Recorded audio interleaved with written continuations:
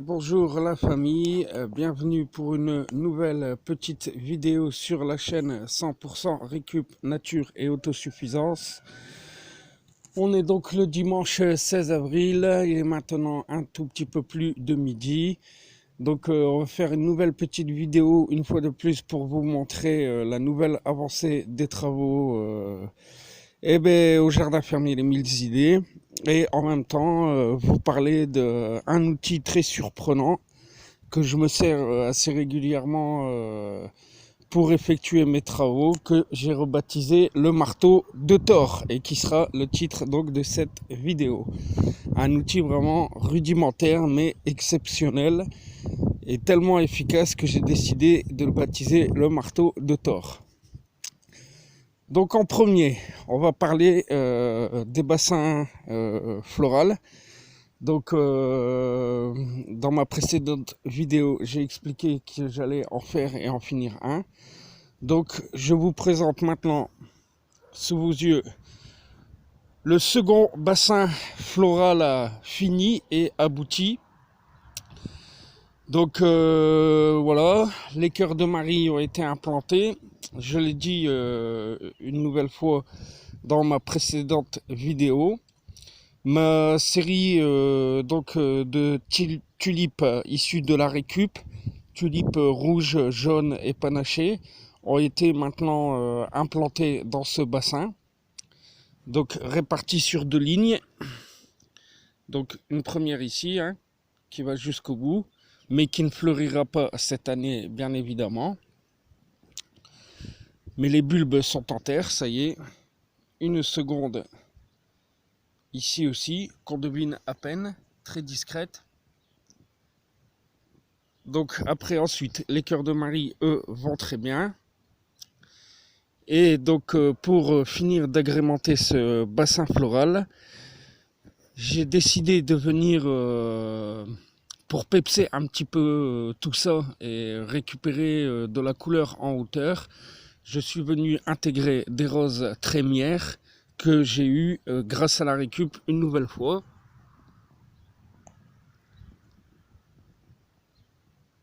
Donc implanté sur le week-end pendant le moment de pluie, ce qui est beaucoup plus favorable à leur changement de terrain et à leur nouvelle adaptation. Donc comme vous pouvez le voir en l'espace d'une journée, encore une fois, je les ai donc récupérées sur un terrain où elles étaient mi-ombre, mi-soleil. Je les ai sorties au moment où, entre 2 averses, pour qu'elles ne souffrent pas trop du fait de les avoir sorties de là où elles étaient. Je les ai implantées dans la journée, le lendemain matin, toujours entre 2 averses, au moment où le soleil n'était pas sorti.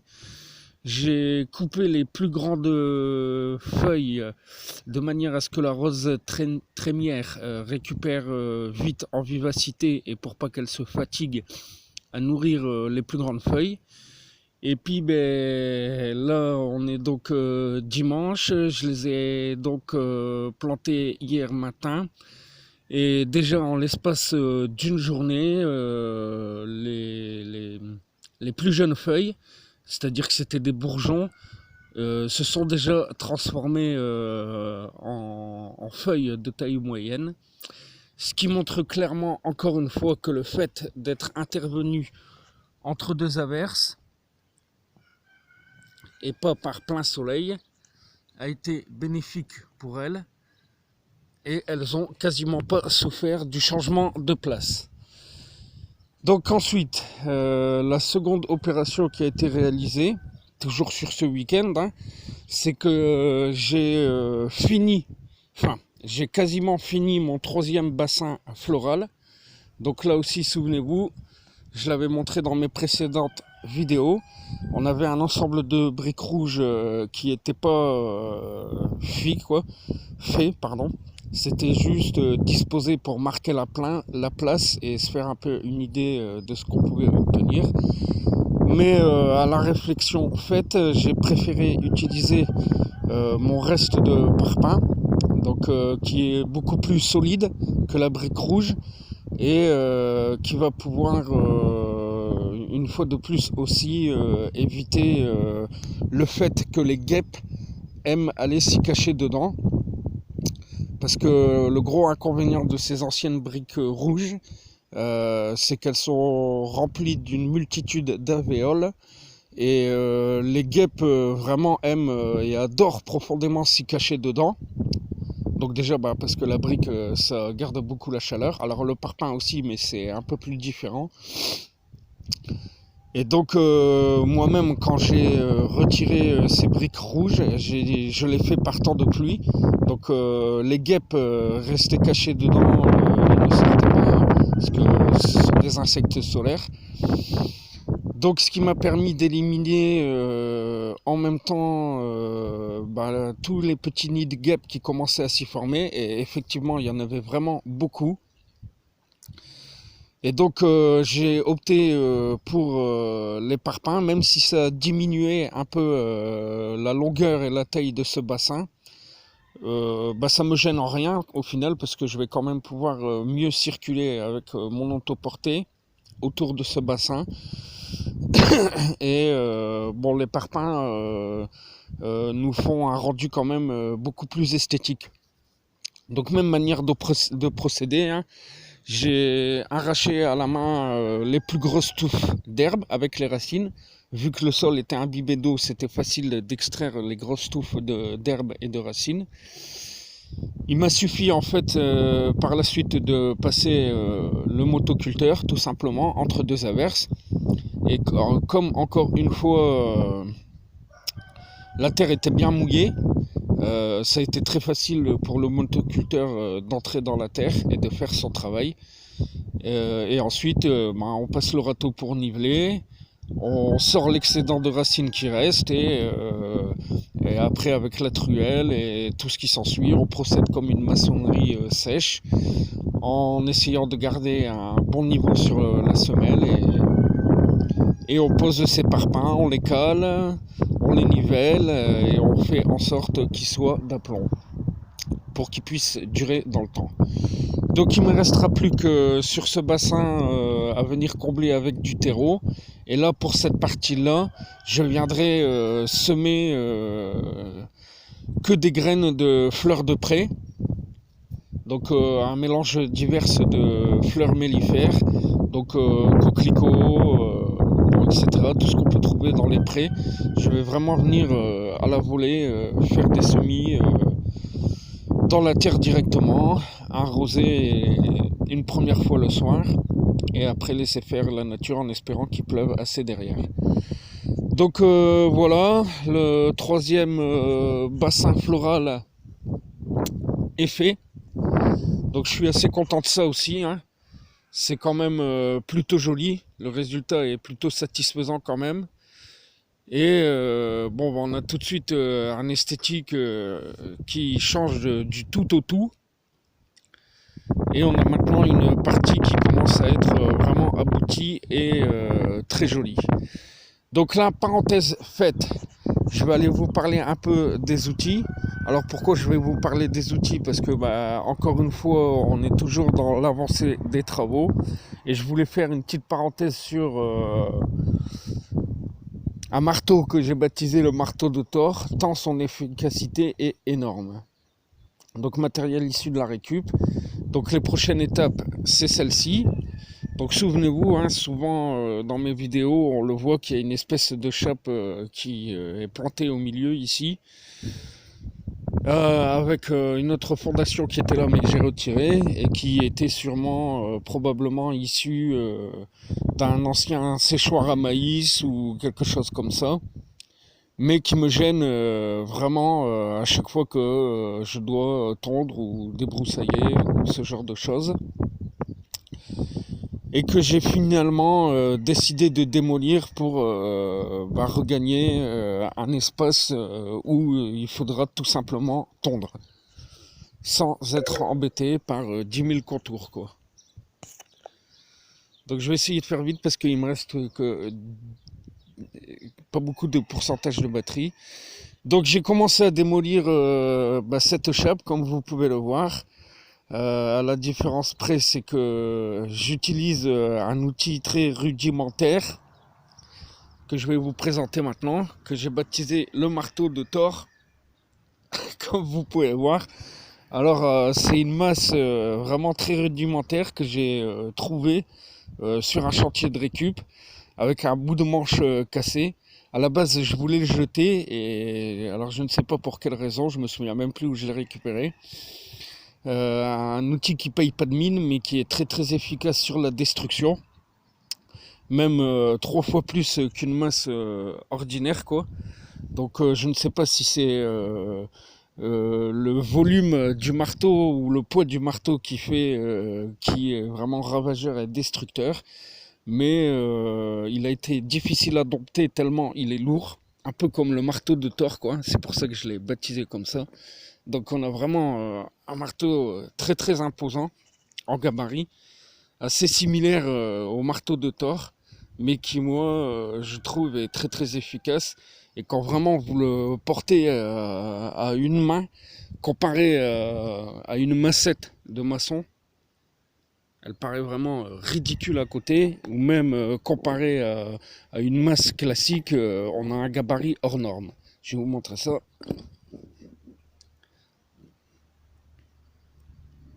Donc une masse classique, et là alors ça devait être probablement une ancienne masse, hein, mais le manche a dû se casser en cours de route. Moi je l'ai trouvé comme ça, au début je voulais le mettre à la ferraille, et je sais pas, la première fois que je l'ai porté, il m'a fait penser un peu au marteau de Thor. Je me suis dit tiens, il est rigolo, il pourra me servir.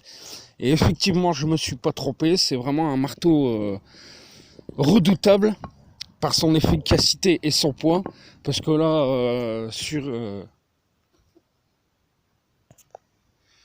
sur une masse classique, on peut facilement la porter à une main, on doit être à peut-être 2,5 kg, 3 kg, alors que celui-là, on a tout de suite plus de 5 kg dans les mains, quoi, facilement, quoi. Vraiment, il faut ne pas manquer de bras pour pouvoir la porter, quoi. Et donc, du coup, je l'ai gardé, et pour le travailler à une main, comparé à une masse avec un long manche, il n'y a pas de détail, il vous enfonce les piquets d'un seul pet, j'ai envie de dire, hein. Pardonnez-moi l'expression, mais ça fait aucun détail. Et quand vous avez des gros travaux comme un peu réglés en maçonnerie, des gros parpaings ou des grosses pièces en métaux, en matériaux durs, eh ben, son simple poids fait que le réglage se fait tout seul, ou l'implantation des piquets ou des poteaux se fait tout seul. Et alors bon, il vous faudra un peu de musculation pour le manipuler à une main. Alors au début c'est un peu chaotique, mais à force de s'en servir, on prend vite le coup et on s'aperçoit vite que il est très très efficace et destructeur. Je vais vous montrer ça tout de suite. Vous allez voir.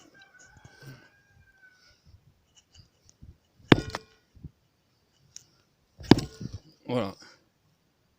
Donc là, la chape, elle fait en elle-même un peu plus de 10 cm d'épaisseur, en sachant qu'en dessous, il y a des galets.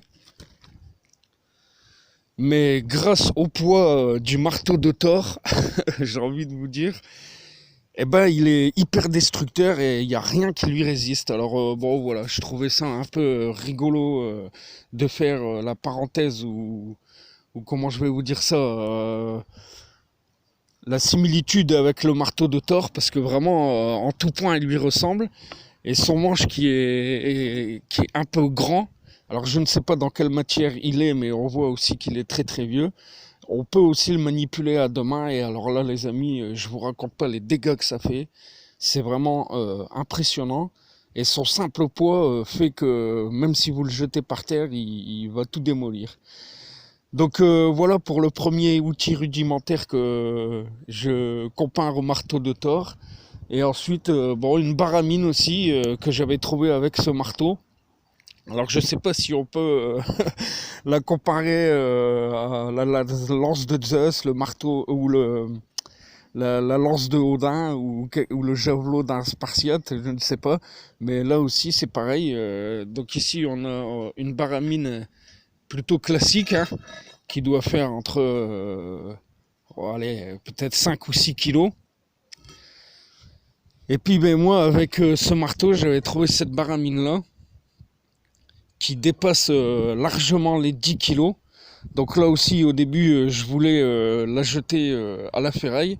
Et finalement, après utilisation, même si elle est très très lourde parce qu'elle dépasse les 10 kilos, elle fait d'énormes dégâts quand elle travaille ou quand on doit bouger des grosses pièces comme des troncs d'arbres ou des gros blocs de marbre ou voilà, des pièces très imposantes. Son simple poids fait que elle remue sans effort avec son propre poids les objets qu'on a besoin de déplacer ou de sortir de terre.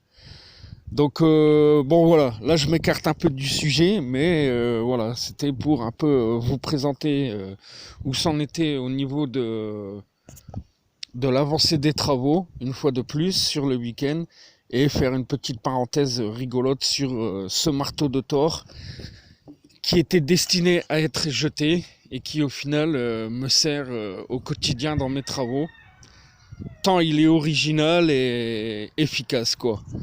Donc voilà les amis, j'espère que cette nouvelle petite vidéo sur les avancées des travaux vous aura plu et que vous serez toujours un peu plus nombreux à me suivre. Je vous embrasse tous très fort et à très vite pour d'autres infos et vidéos. Ciao, bye bye.